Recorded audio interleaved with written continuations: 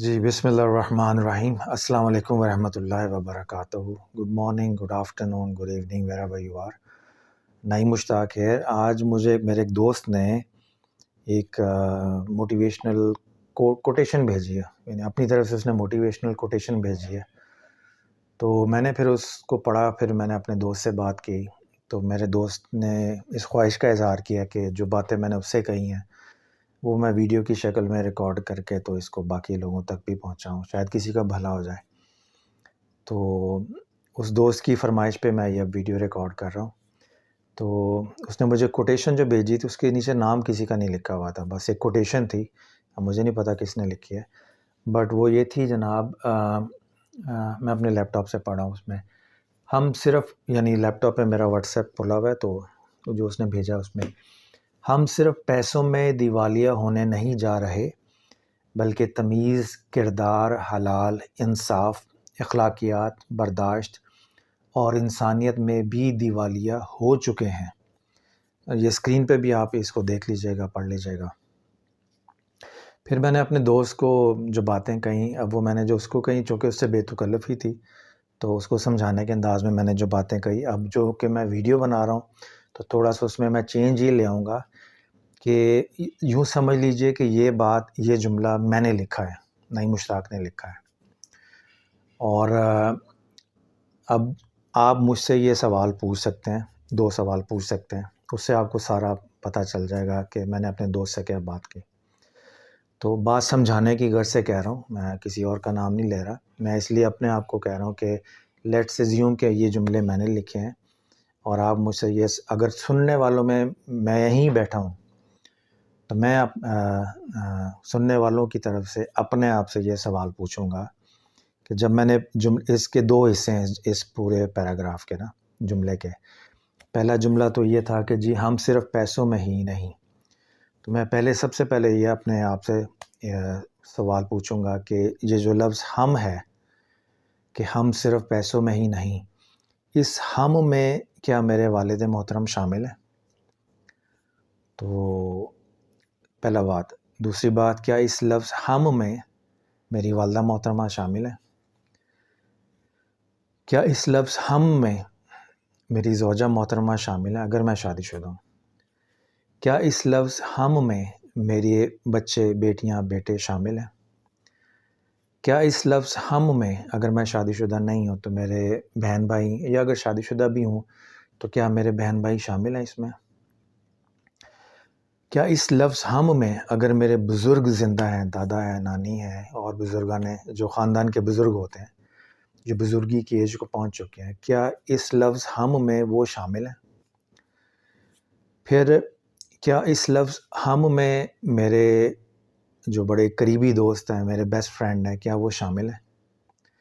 کیا اس لفظ ہم میں میرے عزیز و اقارب شامل ہیں؟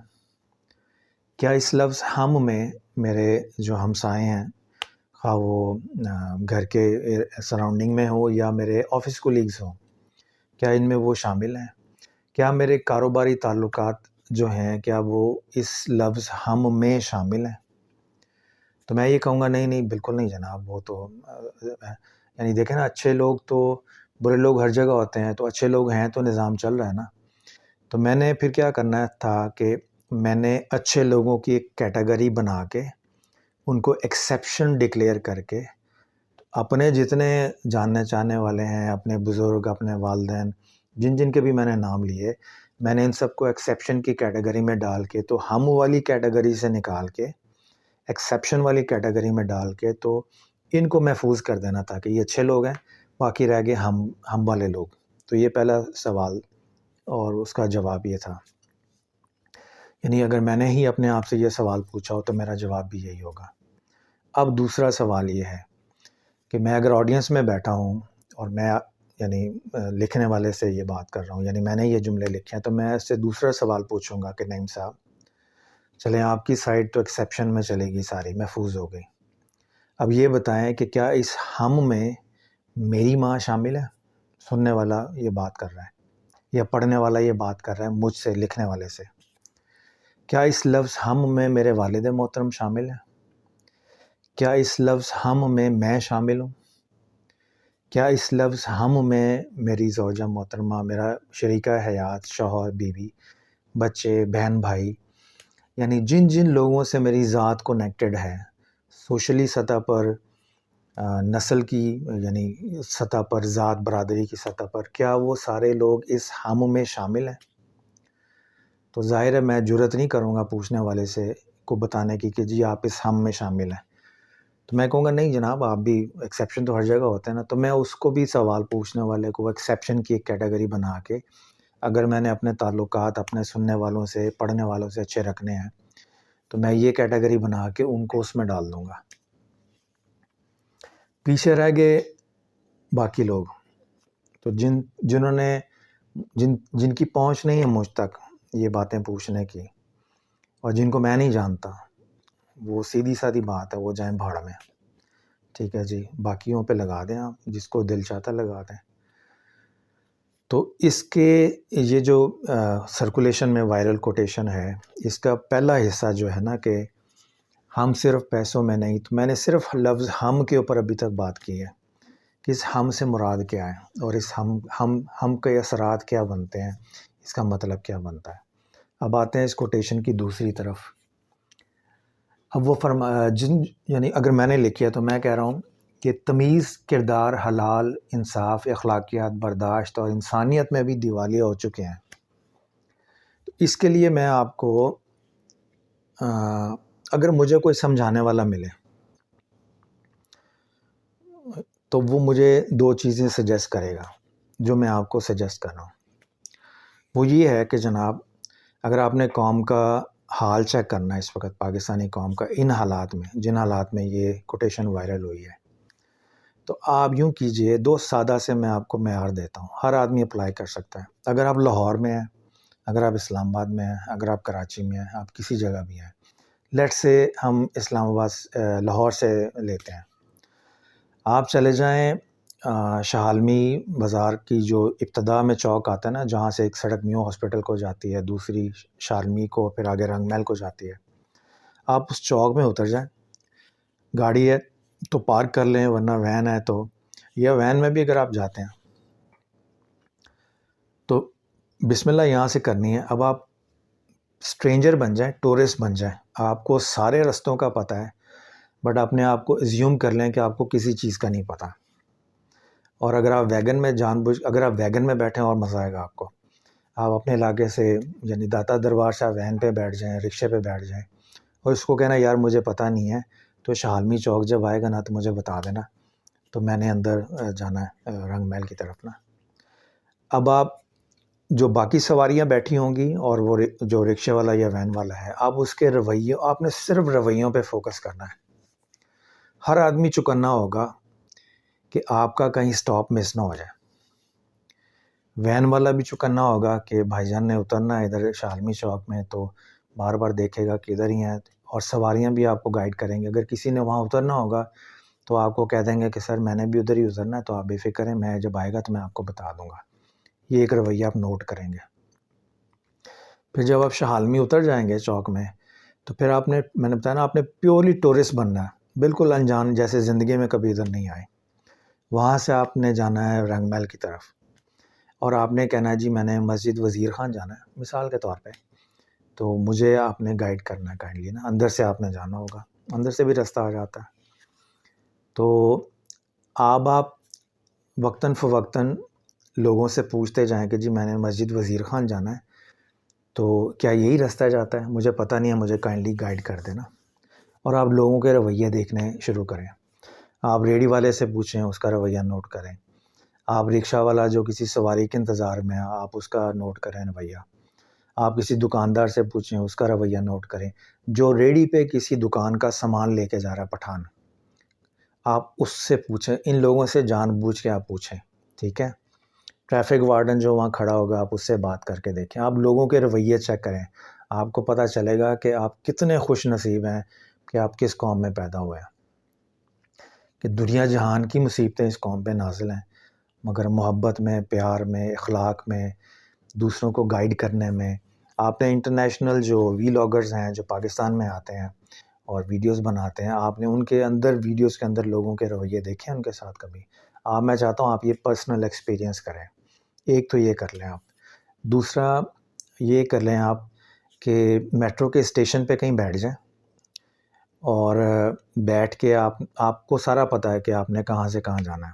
کسی بھی شہر کے میٹرو میں، لاہور میں ہے، اسلام آباد میں ہے، پشاور میں ہے، آپ کسی اسٹیشن پہ بیٹھ جائیں اور کسی سے یہ نہ کہیں کہ آخری اسٹیشن پہ جانا ہے، کیونکہ آخر میں تو یہ کہیں گے جی جہاں بس ختم ہوگی سارے اتریں گے آپ بھی اتر جائے گا. تو درمیان والے 2-3 سٹاپ پہلے، یا آپ جہاں سے بیٹھے ہیں وہاں سے 5-6 سٹاپ آگے کا کوئی سٹاپ بتا کے تو لوگوں سے کہے جی مجھے پتہ نہیں ہے، کائنڈلی تو مجھے بتا دیجیے گا کہ جب وہ سٹاف آ جائے گا. عام طور پہ اناؤنسمنٹ بھی ہوتی ہے. تو لوگوں کے رویے اب آپ چیک کرنا شروع کریں. ٹھیک ہے، وہ ایک کی بجائے سارے چکنے ہو جائیں گے کہ آپ کا سٹاف مس نہ ہو. کوئی ادھر سے گائیڈ کر رہا ہوگا، کوئی آپ کو ادھر سے گائیڈ کر رہا ہوگا. اور ایک اور مزے کی بات، جب میٹرو کے اسٹیشن پہ دروازے کھلتے ہیں تو باہر ایک میٹرو کا ملازم کھڑا ہوتا ہے جو کہتا ہے کہ جی پہلے ان کو باہر آنے دیں، اور پھر آپ اس سے بھی گیٹ کے پاس کھڑے ہو کے پوچھ دیں کہ یار میں نے اس اسٹیشن پہ جانا ہے تو یہاں سے کتنی دور ہے. اس کا رویہ چیک کریں. صرف آپ نے رویے چیک کرنے ہیں لوگوں کے، اور آپ نے اپنے باڈی لینگویج سے اور ایسے دیکھیں جیسے آپ بے چینی سے انتظار کر رہے ہیں کہ جیسے کوئی اسٹیشن مس نہ ہو جائے. ٹورسٹ ایکٹنگ کرنی ہے آپ نے پوری. ٹھیک ہے جی.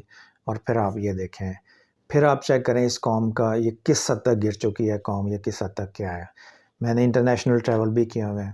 ٹھیک ہے، ابھی جو ملک کے حالات ہیں آج کے دن تک، اس میں بھی میں سمجھتا ہوں کہ پاکستانی قوم ایک بہترین قوم ہے.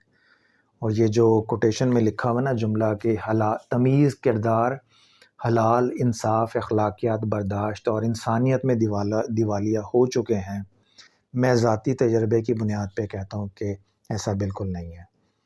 آئی ڈونٹ نو لکھنے والے نے کیا لکھا ہے. اگر میں نے لکھا ہے تو میں سمجھتا ہوں میں نے غلط لکھا.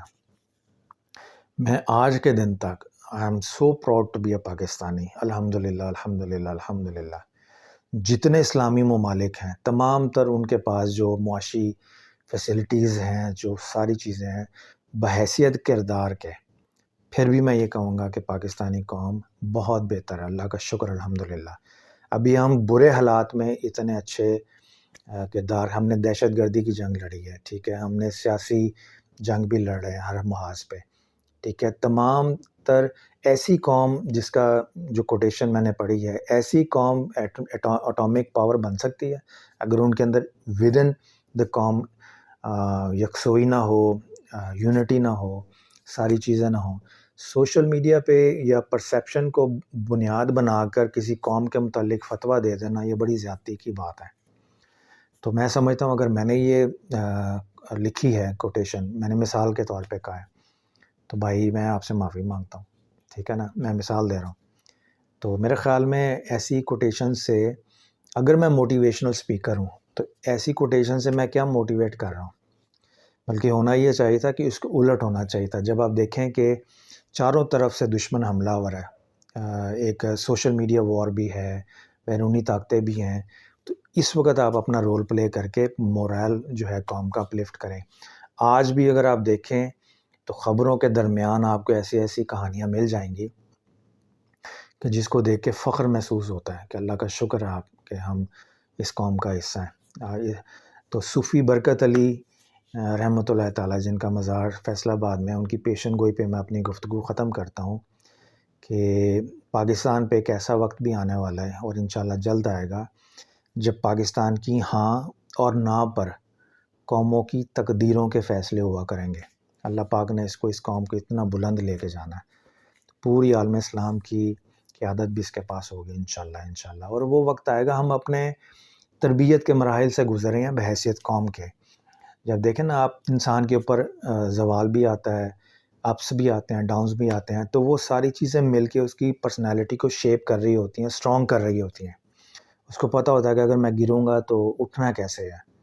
تو بحیثیت قوم کو بھی اگر آپ دیکھیں تو اچھے برے حالات میں قوم کی تعمیر ہو رہی ہوتی ہے، نیشنل کریکٹر شیپ ہو رہا ہوتا ہے، شعور میں اضافہ ہو رہا ہوتا ہے. تو ان ساری چیزوں کو پازیٹیو لینا چاہیے، اس طرح کی کوٹیشنز سے پرہیز کرنا چاہیے. تو یہ ایک چھوٹا سا میسیج تھا جو میں نے اپنے دوست سے بات کی، اس کی فرمائش پہ میں نے آپ کو سوچا ویڈیو میں اپنی مثال دے کے، تاکہ کسی کو برا بھی نہ لگے. تو بس یہ ایک چھوٹی سی گزارش تھی. اپنا خیال رکھیے گا، انشاءاللہ ملاقات ہوتی ہے. اللہ حافظ.